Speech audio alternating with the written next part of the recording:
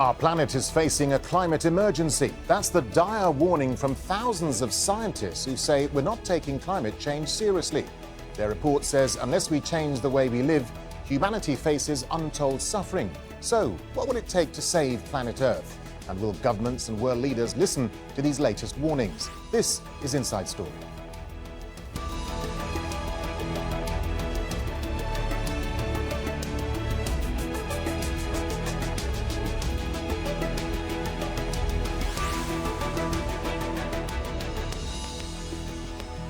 Hello and welcome to the programme. I'm Darren Jordon. The world is facing a clear and existential threat, a climate emergency. That's the stark warning by a global group of 11,000 scientists. Their report gives simple and immediate steps that could make a difference. They say the climate crisis is accelerating faster than most scientists expected. It's closely linked to wealthy lifestyles and excessive consumption.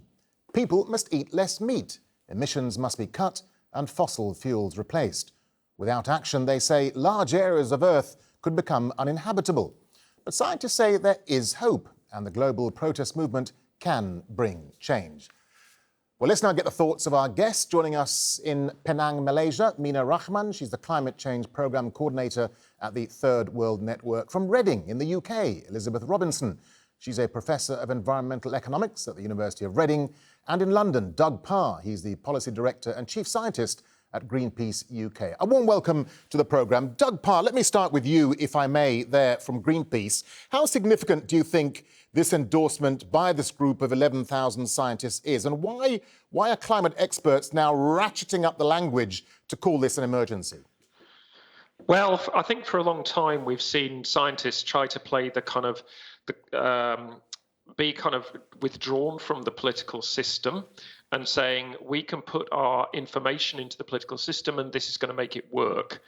And I think what we're seeing is that a lot of the scientific community and the broader academic community are beginning to worry that this is in no way big enough or significant enough as an intervention from their side to do the sort of things that they can see coming up. Because, as they say, this is going to be a threat to essentially the whole of humanity and the way that humanity actually operates. And they can't just sit on the sidelines anymore. They have to be saying, look, you really need to do things now. Now, because the sort of things they're saying are not things that people haven't said before. You know, you referred to the protest movements in the introduction. A lot of the same kind of messages have been coming from there, and they're simply adding an important level of academic rigor, if you like, saying if we're going to tackle this problem, we have to do the following things on fossil fuels, on nature, on forest conservation, on consumption like in aviation, and on diet. So I think there's a shift in tone because the emergency is becoming more of an emergency with every passing day. All right, we'll come back to the issue of the politics of climate change a little bit later in the programme, Doug. Let me bring in Mina Rothman there in Malaysia. Mina, does using the word emergency add a sense of urgency to this global crisis? Certainly, I do think that we all recognize the urgency, particularly for the developing world and communities who live in Asia, for instance. We are very concerned about the rising sea level and what that will do to many of our island nations or even the coastlines where millions live. So it is actually quite frightening and quite astonishing in terms of the recent science that we are reading. And what I think the emergency call and the urgency call is very important in this part of the world. Elizabeth Robinson from Reading University. I mean, this is the first time a large group of scientists have formally come out and called climate change an emergency. So it is interesting and significant, as Doug was saying there. But how different do you think this report is from previous ones? Because we've heard much of the debate before, haven't we? That's true. I think the debate has been around for a long time. And to some extent, for quite a long time now, we've known what the problem is. And we've also really known what we want to do. What we haven't seen is action. So we've seen commitments. We've seen the Paris Agreement commitment. We've seen our former Prime Minister May committing to a net zero by 2050, but we haven't seen action. And so here, I suppose, on the one hand, it's a call to action. And there's this change in terminology and vocabulary that's quite important now, that instead of us talking about global warming and talking about something that's sort of happening in the future, yes, we might be making the effects now, but it's sort of something that'll happen to us in the future. It's really saying, no, this is happening now. And so I think, one, it's this strong voice of scientists coming together.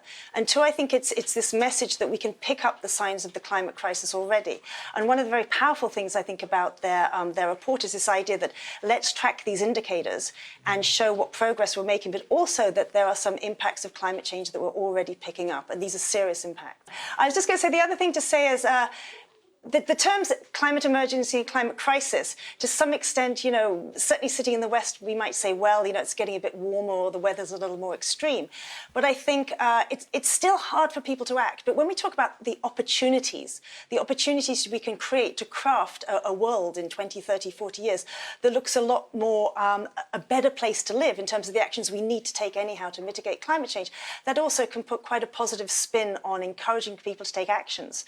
So rather than saying, we're incurring a cost now, we're saying actually we're investing in a better future. So I think it's also important the way the message is sent. Yeah, Doug, let me come back to you for a second, because the timing of this report is quite interesting. I mean, the latest study, this study was released on the same day that satellite data was published showing that last month was the warmest October ever on record. Does this suggest, do you think, that we're at some kind of critical tipping point in terms of global warming?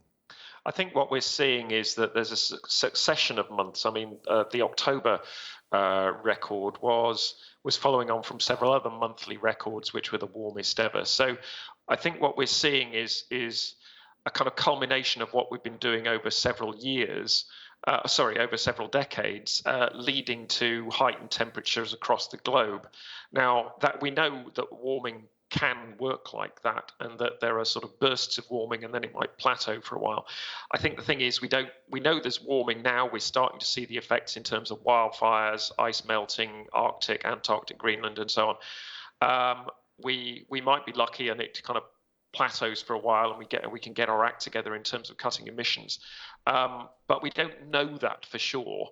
But it's definitely at a point where it's becoming much more real.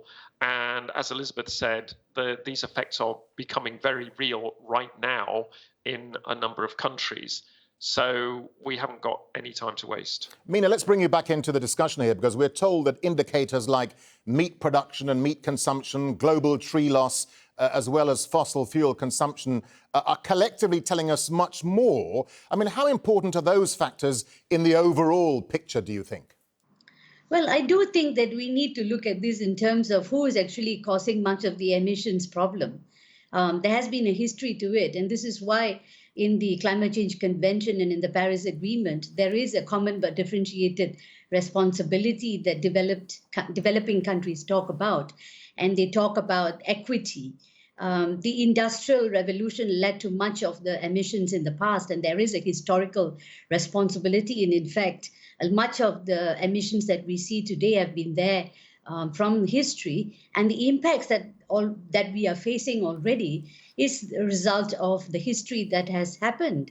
So the people who are least responsible for climate change are now facing the impacts, particularly the poor. So if you look at the 20% of the rich world contributing to 80% of the global emissions, you can actually see the stark inequity in terms of the problem. So if we want to talk about rectifying the problem, we do have to talk about the rich having to pay much more and not pass the burden on to the poor. Now, we talk of meat consumption and how we need to change our dietary patterns, but for a lot of the developing world, the hungry of the developing world, they have no food to eat. So how do you talk about changing of diet in a hungry world? Yeah, I mean, that's an interesting contradiction. Elizabeth, you're nodding your head there. Would you like to come back on that? I think Nina's made just a very important point. One, there's the moral obligation of higher income countries. Two, there's the reality that per capita emissions in higher income countries are just dramatically higher than lower income countries. And yes, when we talk about, quite often we'll sort of say, yes, people need to reduce their meat consumption. We do need to nuance that. If we look in higher income countries, most of us are eating far more meat than we need to. And there's quite a lot of evidence that we could halve our meat consumption, improve our health, and reduce emissions at the same time. So certainly at a planetary level, yes, we need to look at a more plant-based diet. And the reality is that if we don't reduce our emissions globally, the countries that are going to be particularly harmed by climate change are those low-income countries. So we've already seen that that crop production is going to be most harmed in countries which are already food insecure, that these large shocks that we see sort of propagating through the food system, such as in 2008, it was droughts in Australia that led to a food crisis in 2008. And now people living in the UK, like myself, it was probably just a little ripple. I don't think we even noticed food prices going up. But if you were living in Haiti, this was a tsunami of increasing food prices, a country which was already food insecure, highly reliant on food imports. And the 2008 food crisis led to riots and actually the toppling of the prime minister. So in terms of food security, the fundamental issue is that crop yield potential, the ability of our crops to ability to keep increasing yields, is starting to fall at a global level. The countries most likely to be hit are those lower income countries. So it's a very nuanced conversation. On the one hand, higher income countries, yes, we can reduce our consumption of meat.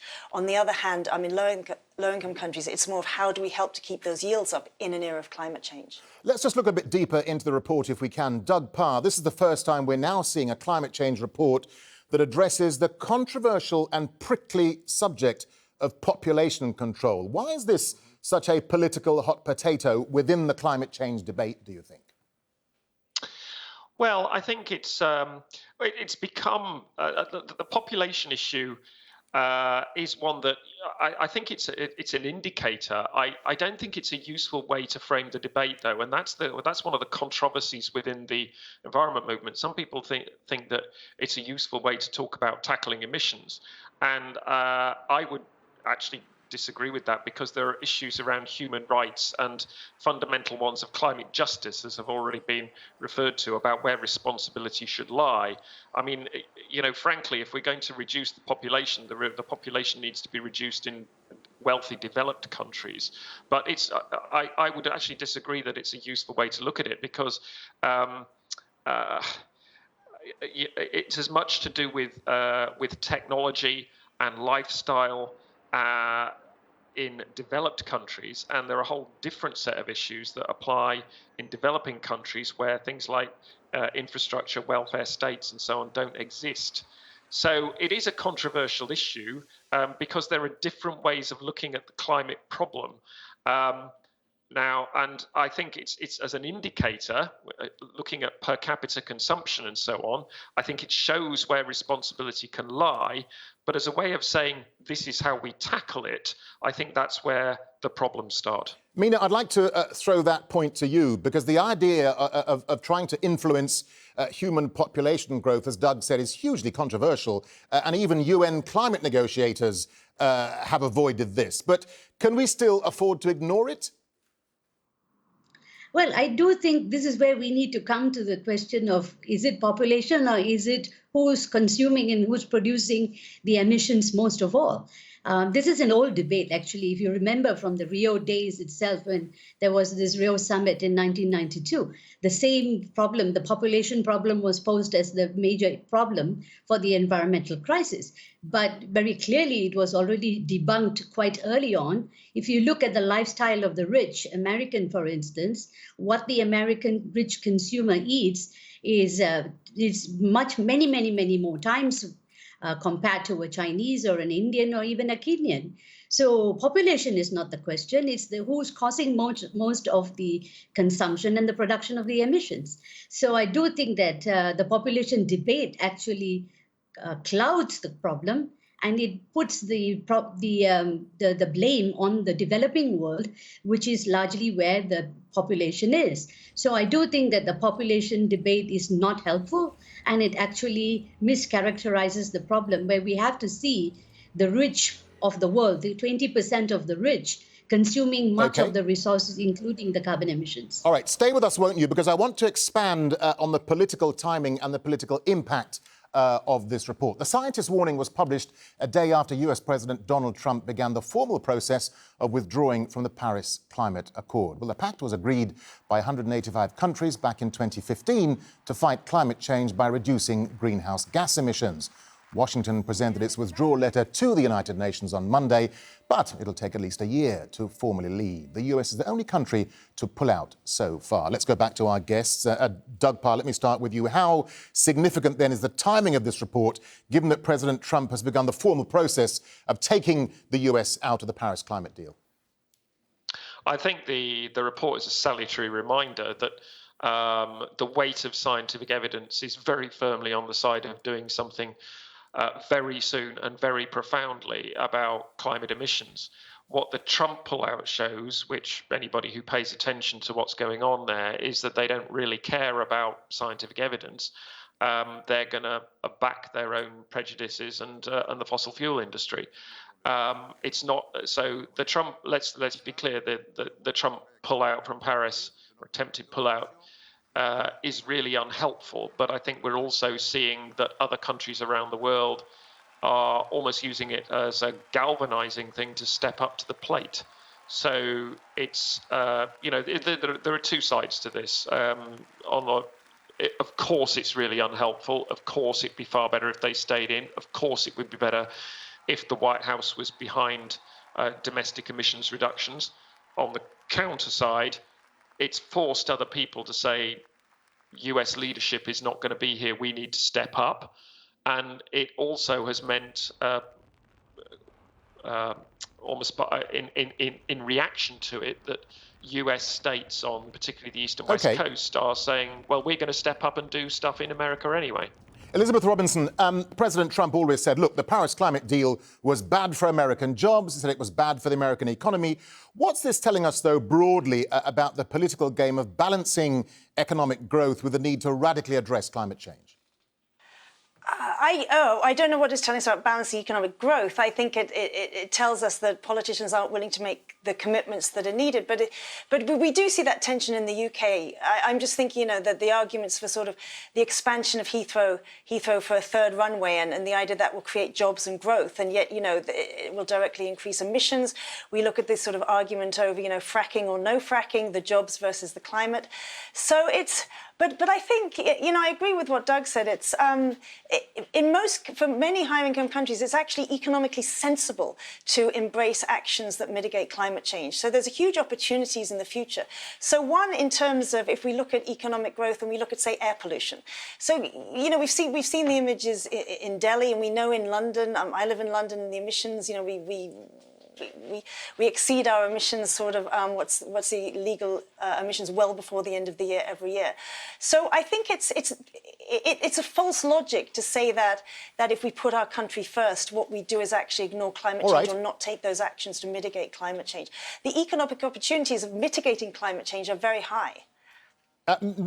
Mina Rothman, there in Penang, I mean, we're now being told to reduce air travel. We're being told to stop eating meat and possibly have less children with population control. That's a very difficult message to sell to ordinary people and to politicians. So how do you get that message across in countries like Malaysia then? Well, I think that what we are saying to people here, and I think they're already feeling it, if you look at the indigenous peoples, the coastal communities who are beginning to feel the impacts, the heat, the longer drought, the heat waves, people are already feeling it. So the point really is for us in the developing world, how do you make the transition? It's easy to say in the rich that you can, you just have to decouple from economic growth.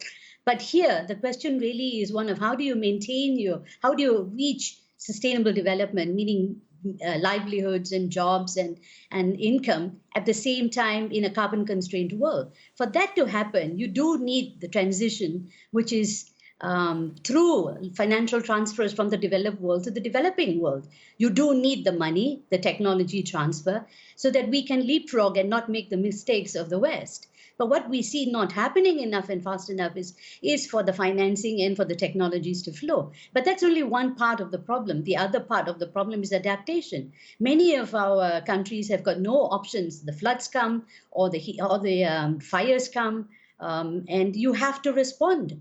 You have no choice. Like, look at Philippines and the Category 5 hurricane storms. People have to rebuild their lives, and they have to do this with money. So how do you actually make people lead a dignified life? And that, to me, is fundamental in terms of international climate agreement. So for the Trump administration to just walk out, it's really condemning millions of people around the world to climate injustice. And that's unethical and that's immoral, really. It's an interesting point you make, Meena. Let me come back to you, Elizabeth, for a second and stay with the terms in terms of the politics of climate change. I mean, the UK goes to the polls on December the 12th. Do you think this could be the UK's first general election where climate change plays a much more defining role for voters? I think it might have been if there wasn't another big issue on our minds at the moment. It's really frustrating. On the one hand, we see certain parties, we see the Liberal Democrats, we see the Green Party very emphatically talking about climate change and the need to do something about the climate emergency, and recognizing that it is investments in clean technologies, investments in climate change mitigation, those investments that will make our country actually a more equitable and more healthy place to live in, and at the same time reduce climate change, and of course recognizing our obligations to lower-income countries. If we didn't have the distraction of Brexit, I think climate change would have actually been very much on the radar. But the reality is there are other issues in the UK that are going to completely distract from this. So on the one hand, it's really good that the political parties, or some of them at least, are really emphasising the importance of tackling climate change. But on the other hand, I think we're distracted. Doug Parr, let me get a final thought from you. I mean, is there still time to reduce greenhouse gas emissions, or are we already too late, do you think? Well, it depends what you mean by too late. I mean, we've already seen over 1 degree of global warming. For some, for a lot of coral reefs, that's already too late. For some people who are on the receiving end of floods, like in Mozambique with the recent typhoon, that's already too late. But for every half a degree, every 0.1 of a degree that we can keep climate change under control, that is still a win compared to what otherwise would have been the case. Can we still make the Paris target of 1.5 degrees? Yes, but technically it's possible. Okay. It will take a humongous effort. Mina Rothman in Penang, a final thought from you. I mean, scientists are asking us really for a transformative change from humanity. Is this report, do you think, likely to make governments and ordinary people in Malaysia sit up and take note? I think many people are beginning to pay attention, and they are really sitting up already because they're feeling the impacts. I think all the northern movements in terms of all the climate strikes and so on, though that's important because politicians in the north will listen to their people, same as what we are doing in terms of civil society and social movements, pushing our own governments to do more. But for developing countries, until much more financial resources come, and this is the case of the Green Climate Fund, for instance, the more money there is in the Green Climate Fund, the more that the developing world can do. And so it makes our life easier in going to our governments and say, you cannot do business as usual anymore. You need the transformation, but that has to come with money and finance and technology transfers. All right. It's an interesting conversation, but I'm afraid we have to leave it there for now. Mina Rothman in Penang, Doug Parr in London, and Elizabeth Robinson in Reading. Thank you very much indeed for your time. And thank you too for watching. You can see the programme again anytime by visiting our website, aljazeera.com. And for further discussion, go to our Facebook page. That's facebook.com/AJ Inside Story. And you can also join the conversation on Twitter. Our handle is @AJ Inside Story. But for me, Darren, Jordon, and the rest of the team here, goodbye for now.